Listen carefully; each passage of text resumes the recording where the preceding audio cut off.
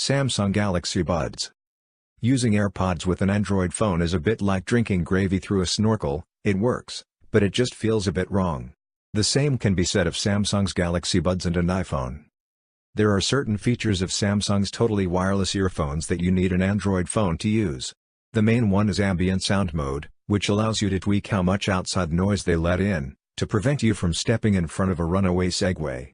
Voice focus also makes it easier to hear people talking when you're wearing them, plus you can customize what the touch-sensitive buttons do. Those controls can be a tad temperamental, but it gets better as you get used to them. The lightweight design and choice of 3 different buds, plus 3 wingtips to go with them, means they're incredibly comfy, and they never feel like they might fall out of your ears, even if you're a fan of aggressively headbanging along to your tunes. Chances of that are fairly high, because the AKG-tuned Galaxy Buds sound pretty damn good. Treble can be a little thin, and the bass obviously won't kick as hard as a larger pair would, but you can always give it a little helping hand through the app's equalizer. Tic Pots free. Approach someone while wearing a white pair of Tic Pots free and they'll probably assume they're AirPods. Such are the similarities between Apple's wireless buds and these Android-friendly alternatives.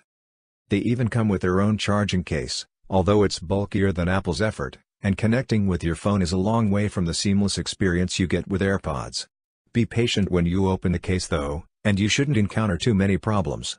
Battery life is only about 4 hours per charge, but you should get 3 full recharges out of the case. The Tic Pots fit at more of an angle in your ears, handy if you wear earrings, with 2 choices of rubber tip, which should make them more comfortable for those of us without Apple-approved ear holes. They also come in red and black, and the IPX5 water resistance means they'll survive being caught in a sudden downpour. Just don't dunk your head in a puddle. The stems are touch-sensitive, allowing you to take calls, adjust the volume, pause your music or skip a track, although annoyingly there's no way to skip back if you go too far. They'll also pause if you take one out, and resume playing when you put it back, although like the touch controls it's not as responsive as you might like. So how do they sound? Pretty good actually. The rubber tips offer decent sound isolation, and considering the price they're punchy and bassy. Just don't expect them to rival your high-end over-ears. Jabra Elite Active 65T. As the name suggests, they're aimed at fitness freaks, and come with a built-in heart rate monitor. If your runs could be better described as hungover plod than elite sport, these Jabras might be the ones for you. Despite their bulbous appearance, they fit well, which is important if you're going to be pounding pavements or pumping iron with them in. A choice of 3 silicone ear tips means they can be customized for different size ears, although it does also mean they're not the most comfortable for long listening sessions. There are buttons built into each one. The left adjusts the volume and skips tracks, while the right is used to pause, receive calls and bring up your phone's voice assistant. That'll give you a few things to remember, but you'll pick it up soon enough. You can also toggle the hear-through mode on and off, which allows you to adjust how much of the outside world the earphones let in. The noise cancelling is impressive, and it's just one of many functions you can tweak via Jabra's Sound Plus app, with an EQ available for each mode. There's also an accelerometer built in to monitor your steps, and auto-pause when you take them out, although detection can be a bit hit and miss. Audiophiles will probably pick holes in their audio performance, but we like our sports headphones to be punchy and energetic, all the better to help push you through the pain. Bose Sound Sport Free. You probably associate Bose with big, over-ear noise cancellers, but now you can also associate them with big, in-ear sports headphones. There's no getting away from the fact that the Sound Sport Frees are a bit on the chunky side, with a fair portion of each bud protruding from your ear. Despite their size, they're surprisingly comfortable, plus they're also sweat and water resistant. Battery life is a fairly standard 5 hours, with the customary charging case offering an extra 10 on top of that. While there's none of Bose's trademark noise cancelling here, the Sound Sport Frees do manage to create a decent amount of isolation. Sound is bold but balanced, with driving bass that's suitable for gym bunnies and commuters alike. The only real issue is a lack of reliability when it comes to Bluetooth connectivity. It's the only black mark against what is otherwise a well-performing pair of true wireless buds. Sony WF1000X.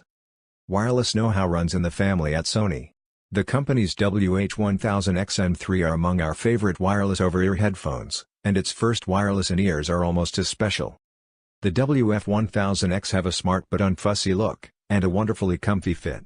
They hang just slightly outside your ear, not so much that you look like you're trying to close a business deal, but just enough to ensure the microphone is in the best place.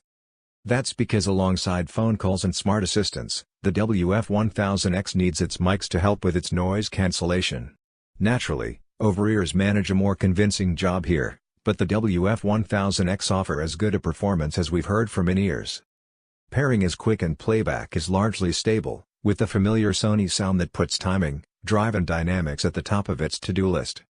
Such an engaging sound is spurred on by stacks of clarity and insight through the mid-range, and is supported by a bass response that's punchy and well-controlled at all times. We'd like a touch more space, but the 1000X are far from sounding congested. In fact, they're the best-sounding wireless in-ears we've heard. Expect playback for up to 3 hours. Noise cancelling will shorten this slightly, with 2 more charges from its case. Jabra Elite Sport. As their name might suggest, Jabra is aiming the Elite Sport at the gym bunnies, with some fancy features up their sleeve, to give them a helping hand during workouts. Their design is pretty bulky, which ensures a snug fit, not just for staying put when you're on the treadmill, but also for reading your heart rate. However, this doesn't make them the comfiest in-ears we've worn, and after an hour or two you might need to give your ears a rest. They work with the Jabra Sport app, which records your heart rate to create an informed workout report, but can also set you up with a training plan, or talk you through one of its pre-programmed cross-training sessions. There are even some activities where the Elite Sport sensors can count your reps for you, and pretty accurately too. The heart rate monitor, on the other hand, doesn't have the accuracy of some more accomplished fitness wearables. It'll give a good enough idea for casual gym goers, but no more. The Jabra Elite Sport haven't forgotten they need to sound good either, with a crisp, clear performance, and plenty of bass kick. There's not quite as much airy detail here as you might find elsewhere, nor are they as explicit with dynamics, but they're well organized, with a good balance, and no sharp edges in the treble. A very pleasant surprise indeed. Bragi Pro. The Bragi Pro buds might be the priciest in-ears in our list, but they offer much more than your average headphones. Like the Jabras, they pack a heart rate monitor, and the ability to track a choice of activities, including running, cycling, and since they're waterproof, swimming, with automatic lap counting. Their lack of GPS means distances for rides and runs is often a bit out, but if you aren't too worried about absolute accuracy, you can leave your phone at home, and the Pros will sync with your phone when you're back. There's even 4 GB of onboard storage, for saving playlists to the Pros themselves, and an impressive 5-hour battery life for longer activities. Touch controls on the earbuds give you access to all of the Pros functionality without reaching for your phone, but they can also detect gestures, so you can control them using head movements. You'll look a bit daft, but it works, and allows you to go entirely hands-free when you need to. By the time you've discovered everything these buds can do, you're wondering if how they sound even matters.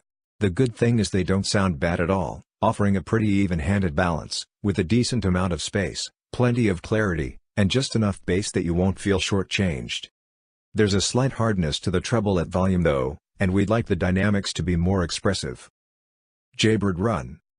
Jaybird's first wireless buds, wear their intention on their sleeve. They're a keen training buddy for your runs and workouts, without the worry of wires.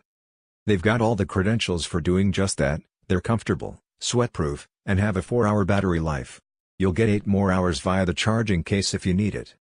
They're reasonably priced in the market, sitting somewhere in between the budget buds and their pricier peers. Funnily enough, that's about where their performance falls too. They can't top the Sony WF1000X for balance or subtlety. The bass is a little over-enthusiastic for more neutral tastes, which has a tendency to thicken up the vocals. The treble isn't the most refined either, and can sound a little harsh at volume. Listen with a less critical ear, and they're a lot of fun, with a rich bass rumble, and crisp high end, that's energetic enough to power you through that last mile.